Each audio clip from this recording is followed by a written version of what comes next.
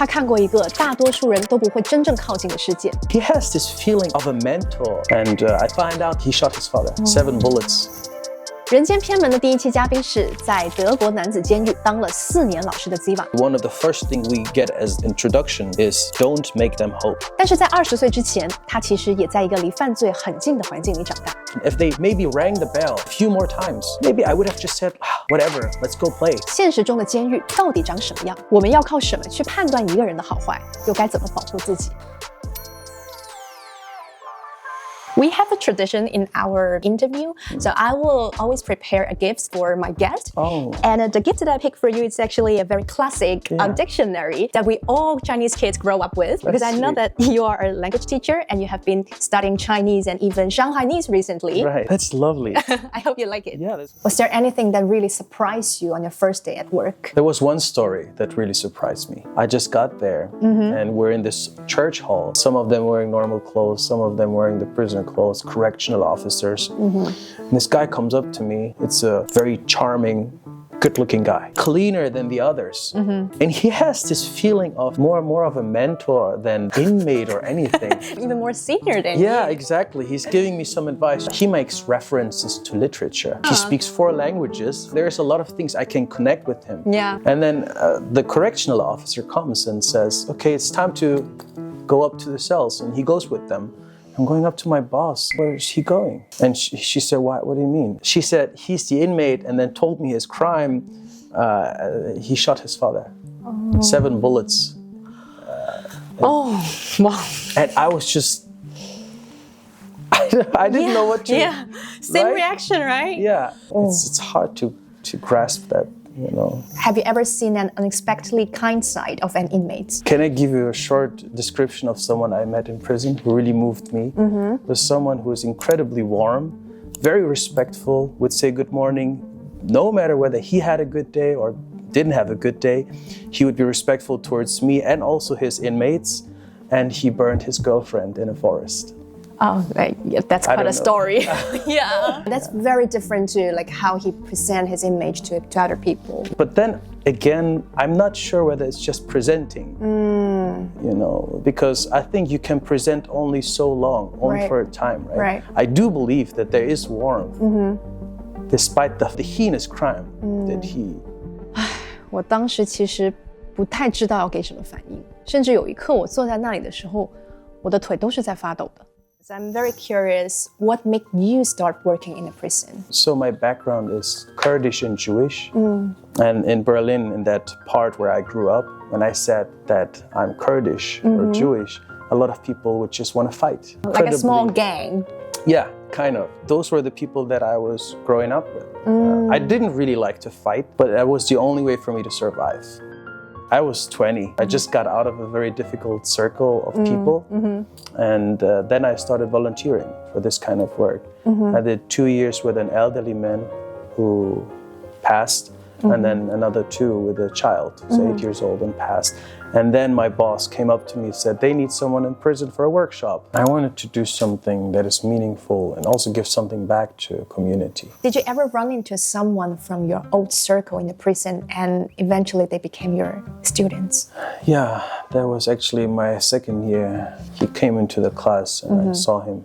And he looked at me and I immediately recognized him. And he did too. I know you. I said, I know you too. The next sentence he says is, back then, when you left our circle, I thought you were a freaking traitor. But then later on, I saw person A got into prison. Person B had another trouble. One of them died. And then I thought maybe Zevan saw something that I didn't see. And then I wished you would have taken me with you. I was just telling him I was, 20 years old? I barely got myself out of this. I had only my family. I didn't meet anyone for 8 months. You were very determined to leave that circle then. And one thing that last time you mentioned that really stayed with me was that you said sometimes it's not about ability, it's just pure luck that you're outside of prison. I have to attribute that to my parents. You earlier said, oh, you were very determined or disciplined. I really don't think it was just me and my skill. I was 20 years old, I didn't know what to do. If they maybe rang the bell a few more times, maybe I would have just said, whatever, let's go play, you know? But I was just lucky that none of that happened. Can you walk me through what a normal working day is like in a prison? Well, you wake up in the morning, you go to the prison, and you have to hand in everything. You have to hand in your phone because you cannot go in with your phone. If you have any pens on you, you can't take it in. Oh, not even a pen? No, anything that is sharp because it could be potentially used as a weapon. And then you go to the school unit in prison. You wait for the inmates to come. The guards, correctional officers bring them in. And then you start your lessons. There's a break where they can go smoke. We start to do 2 to 3 hours of projects. They're more like, you tell us your story, and then we try to put it in an art form, be a movie or song, and then we make an exhibition. 听他在讲工作环境的时候，其实跟我想象中的监狱很不一样，所以我很好奇，到底住在里面是一种怎样的感觉？结果 Zevan 跟我说，他真的试过，他在监狱里住过整整2晚。It's one of these experiences that if you don't feel it on your skin, you don't really know. That was probably one of the worst things I've done. And you can't do anything. You just wait for it. Honestly, I did some sports because I thought, let me try to be constructive, right? But you get tired and bored very easily. Then you lay in bed and you sleep a bit. You wake up and then your whole rhythm is ruined. It doesn't feel like you're at home and you don't know what to do, so you're just scrolling your phone. You're just like feeling so heavy and you have no motivation. And I just imagined if I have to do this for years, I don't know what it would do with me mentally. It already sounds very depressing, just listening to this. It's incredibly depressing. I brought some pictures. I can show you some of them. This is like one of the inmates trying to show his story through this. He cut all of this. He drew it. They were allowed to wear their own clothes. Only for this occasion to humanize them. That sounds very warm, actually. For some of them, it was a painful thing. They didn't want to do that. They wanted to stay in their prisoner clothes, but because they felt like if you got so used to this reality, and some of them had another 7 years, he will not wear any of these clothes for a long time. It was a very rare thing. For him to wear something like that, he felt like it's a lie. And they hate that the most. What they hate the most is if someone is acting in a certain way. If something is just an act, that's what they despise the most. When you say acting, what does it mean? If anyone is trying to beautify or decorate the reality. For example, even that school project, exhibitions, they would always wonder, why the heck are we doing this? I'm just doing this because if I don't do it, I'll have to stay in my cell. Get rid of the boredom. Yeah.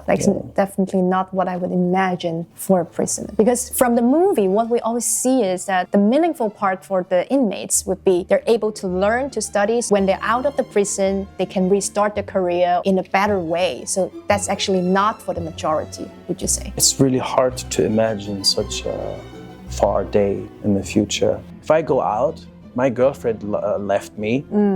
My family's not talking to me anymore. None of my friends thinks that I'm someone they should hang around with. The only people who still respect me as a human is my cellmate and some of the other friends I met in here. And also, how am I going to get a job? They don't even ask themselves these questions. So basically, hope makes people feel even worse. Yes, that's probably one of the first things we get as introduction is don't make them hope, not even in the slightest form, because we're no one. That sounds pretty cruel. And in general, what kind of thing would be the real meaning for them? Cigarettes, that's the stimulation, right? Immediate thing.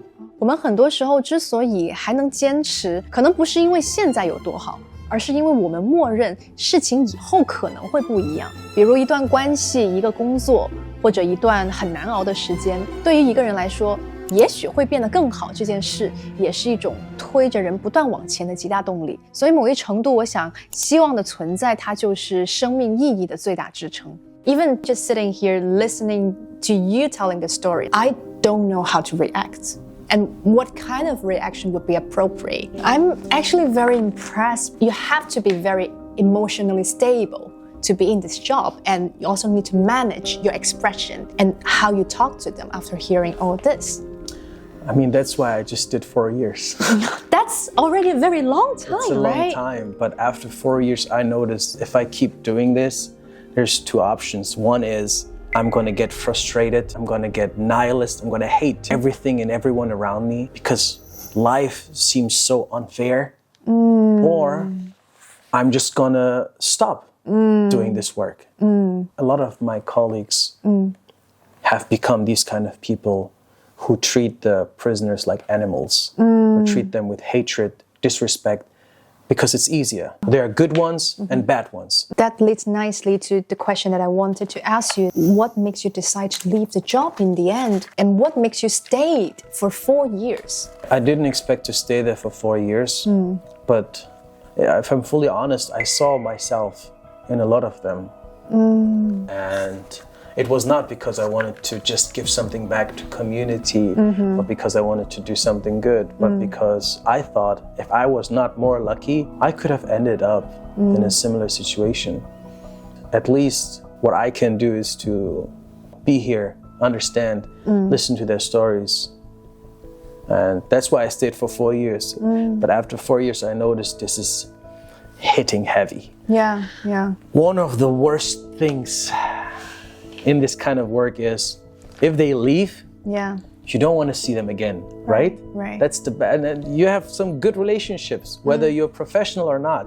You start liking some of them a lot, especially if you find out they didn't do much. Maybe they got into prison for some harmless crime or something, and they have family outside. They show you the photos, and you start to like them like an uncle. Yeah, you build a very personal relationship. Yeah. Do you believe human nature is fundamentally good or evil? It just really shows you how complicated the human nature can be. You have to live in this ambiguity, in this ambiguous gray zone of accepting that someone can be both at the same time, even though it's so hard to accept that.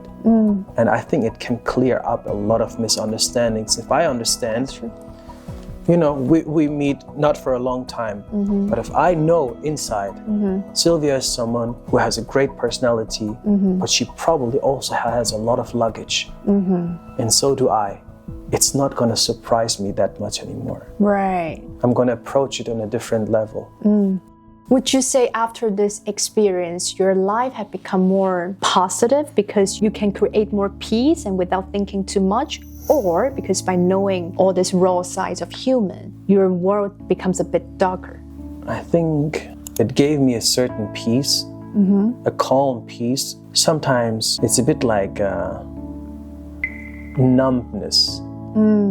And then you're very happy for the moments where you don't feel powerless. You know, you appreciate more. Exactly. In I think a very sober way. It's that some things are in my control and they're connected to me. So many other things are not in my control, and I'm gonna accept it much quicker than before. Some of these things I still think about today. Some of their stories, I take them with me. They shaped me too. 和 Zevan 的上半场对话都在一次一次的在颠覆我对人性的想象，而他最后提到的平静跟麻木，我想那不是冷漠，而是在无数次的错愕跟震惊之后，对复杂人性的一种接纳。那下集呢，我们将走进他的现实世界，当他带着这样的看人方式跟边界感，当他回到日常之后，他又会怎样判断关系，怎么保护自己？